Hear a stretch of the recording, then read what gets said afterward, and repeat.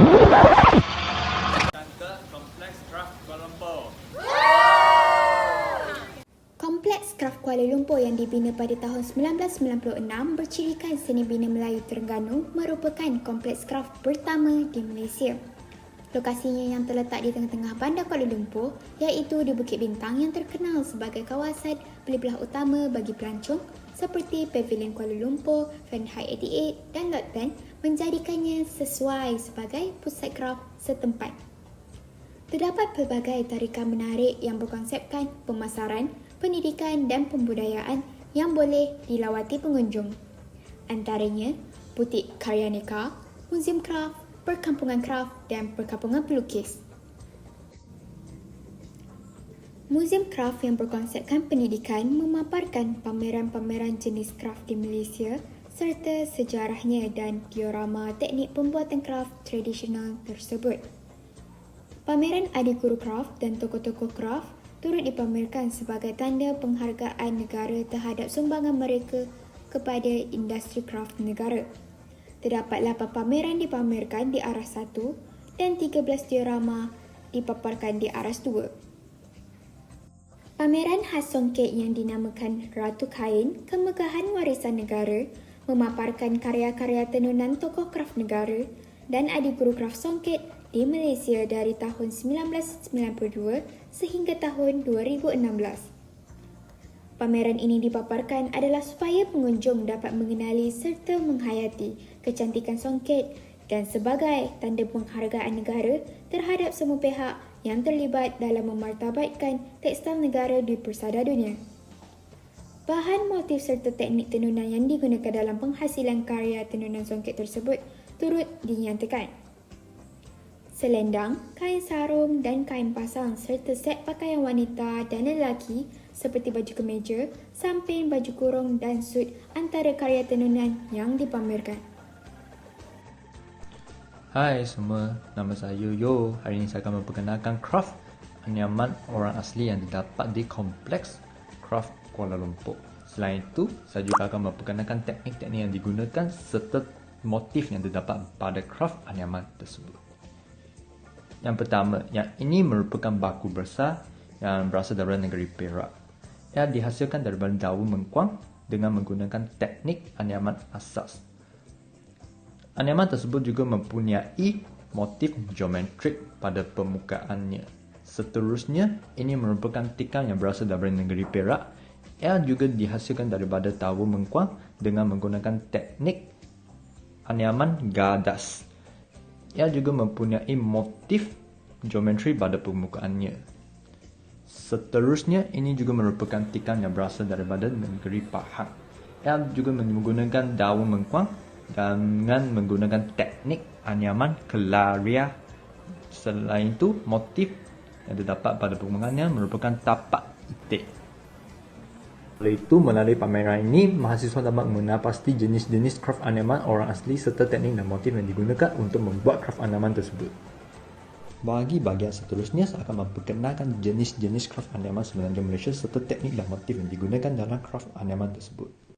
Ini merupakan contoh-contoh kraft anyaman Semenanjung Malaysia. Ini merupakan beg kepal yang berasal dari Terengganu. Ia dihasil dari daun mengkuang dengan menggunakan teknik anyaman bertulang serta mempunyai motif silam. Seterusnya, ini merupakan beg jinjing yang berasal dari Terengganu. Ia dihasil dari daun mengkuang dengan menggunakan teknik anyaman gila dan mempunyai motif perata enam penuru. Oleh itu, melalui pameran ini, mahasiswa dapat mengenali jenis-jenis kraft anyaman Semenanjung Malaysia serta teknik dan motif yang digunakan untuk menghasilkan anyaman tersebut. Anyaman merupakan seni yang mempengaruhi kehidupan dan kebudayaan masyarakat Melayu. Tambahan pula, menganyam bermaksud proses menjaringkan atau menghilangkan bahan-bahan daripada tumbuh-tumbuhan untuk dijadikan satu rumpun yang kuat dan boleh digunakan. Oleh itu, tayangan ini menjelaskan tentang tokoh-tokoh mencipta kraft anyaman dengan motif anyaman. Dengan ini, mahasiswa dapat mempelajari dan lebih mengenali tentang tokoh-tokoh kraft anyaman yang telah dipamerkan. Hal ini kerana ia dapat meningkatkan pengetahuan mahasiswa dalam kraft anyaman. Pameran motif-motif kraft anyaman. Motif-motif kraf anyaman. Motif ialah rupa atau bentuk asas dalam satu-satu rekaan atau gubahan. Motif mempunyai 4 jenis iaitu motif flora dan fauna, motif geometrikal dan motif organik. Dengan adanya motif ini, ia dapat memberi rujukan untuk menghasilkan sesuatu anyaman. Terdapat juga beberapa jenis anyaman yang boleh digunakan untuk menghasilkan motif tersebut. Itu anyaman kelerai, anyaman biasa dan anyaman sulaman. Melalui pameran motif-motif kraf anyaman ini, mahasiswa dapat mengenali motif-motif kraf anyaman serta teknik yang digunakan untuk membuat kraf anyaman tersebut. Pameran kraf anyaman Sabah dan Sarawak. Kraf anyaman Sabah dan Sarawak sangat terkenal dengan kehalusan dan ketelitian mereka dalam menghasilkan sesuatu produk.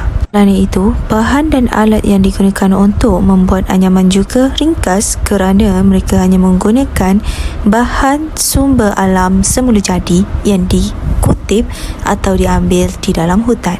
Produk yang mereka hasilkan itu bukan sekadar cantik dan unik sesuai untuk membuat perhiasan rumah, akan tetapi ia juga boleh digunakan untuk kegunaan harian. Melalui pameran ini, mahasiswa dapat mengenal pasti jenis-jenis kraf anyaman Sabah dan Sarawak serta teknik dan motif yang digunakan untuk membuat kraf anyaman tersebut.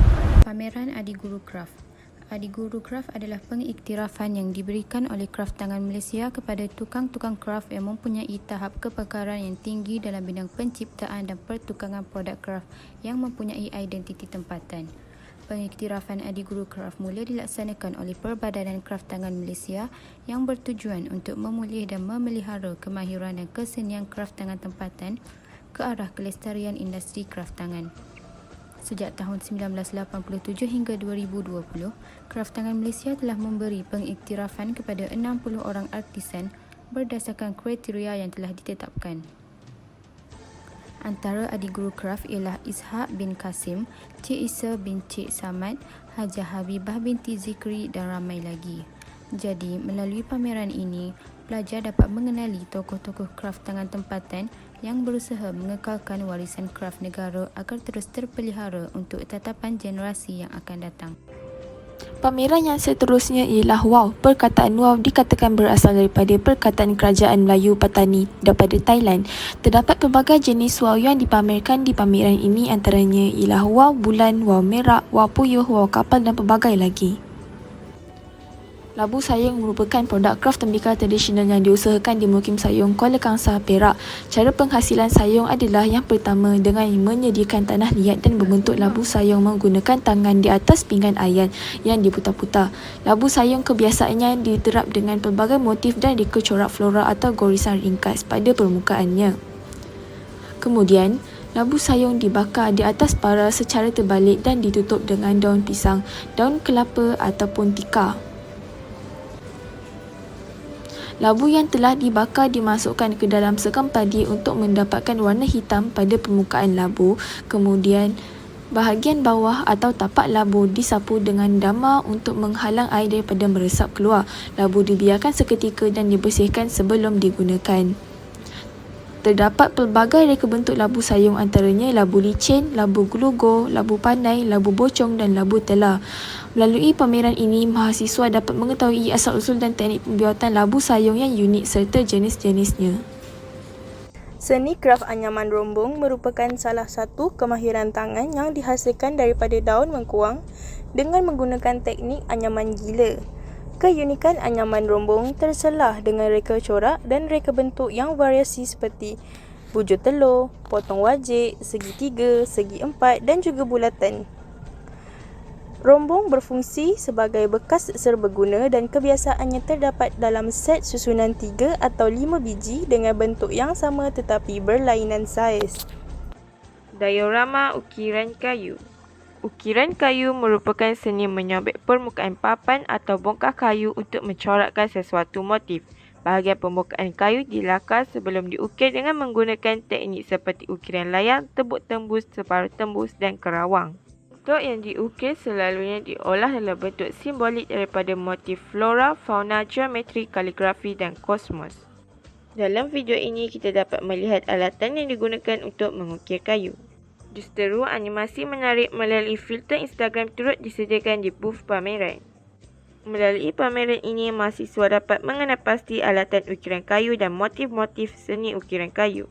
Diorama batik terap. Batik terap merupakan salah satu teknik pembuatan batik yang terawal di Malaysia. Batik terap dihasilkan melalui proses pencelupan lilin menggunakan blok batik ke atas permukaan kain. Selepas diblok, corak akan diwarnakan mengikut skema warna yang diingini. Pada awalnya, blok batik dihasilkan daripada bongkah kayu. Kini, blok batik banyak dihasilkan daripada logam zinc, tembaga dan timah. Blok batik yang diperbuat daripada logam dapat menghasilkan reka corak motif batik terap yang lebih berkualiti dengan motif yang lebih rumit.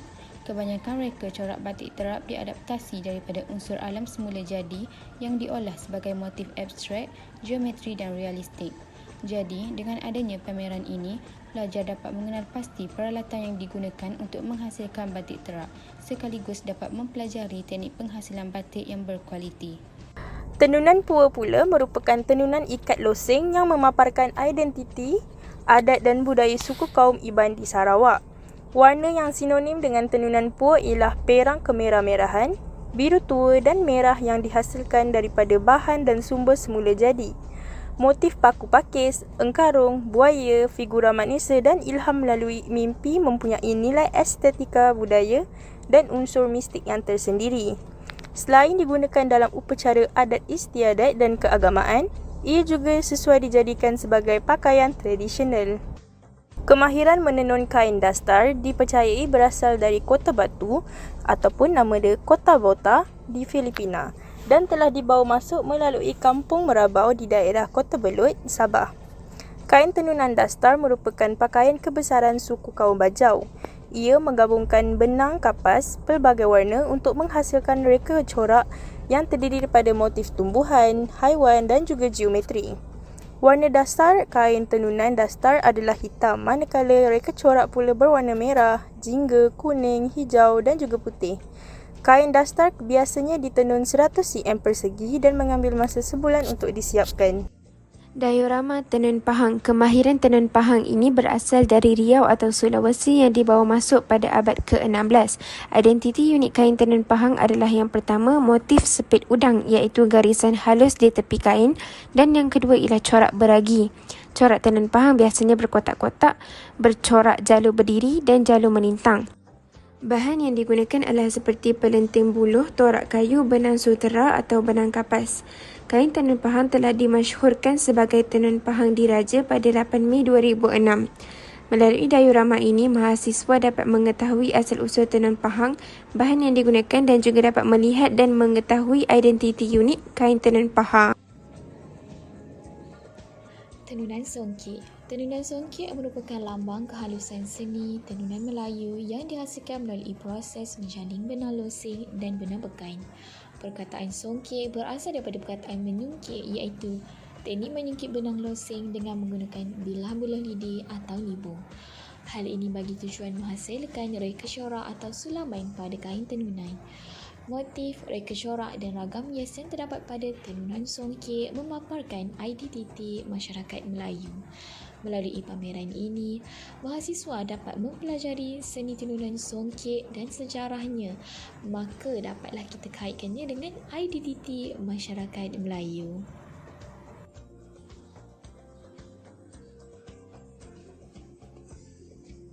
Mengerus kain adalah cara tradisional untuk melicin dan memandatkan kain supaya kelihatan halus dan berkilat. Dengan ini, mahasiswa dapat mempelajari dan mendapat pengetahuan tentang mengerus kain yang dipamerkan dalam tayangan ini. Ia juga memberi kesan yang baik kepada mahasiswa pada masa akan datang.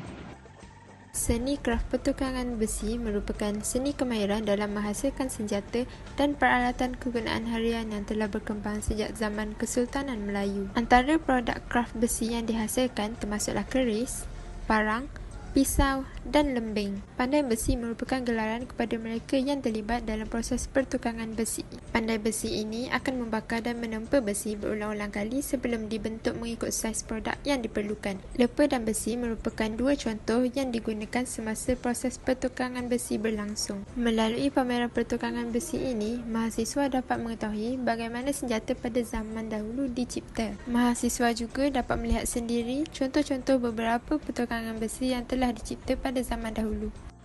Diorama pertukangan perak. Seni kraf pertukangan perak adalah satu kemahiran yang memerlukan penumpuan dan ketenunan kerja yang tinggi.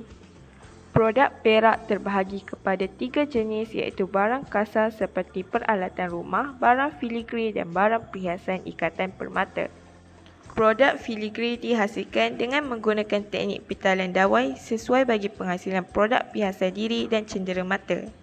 Antara alatan pertukangan perak adalah pengetuk komo, pasalan pahat dan kikir. Melalui pameran ini, mahasiswa dapat melihat hasil seni pertukangan perak, cara membuat produk perak dan alatan yang digunakan dalam pertukangan perak. Diorama pertukangan tembaga. Seni kraf pertukangan tembaga adalah dipercayai dibawa masuk ke Malaysia oleh masyarakat Funan. Teknik yang digunakan untuk menghasilkan tembaga ialah teknik tuangan dengan mencampurkan tembaga merah dan tembaga kuning yang dilebur ke dalam acuan yang telah ditetapkan. Mari kita lihat proses-proses penghasilan kuali tembaga.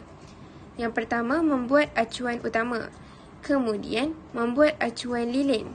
Dan diteruskan dengan melekatkan lapisan pertama, menampal lapisan kedua, menampal lapisan ketiga.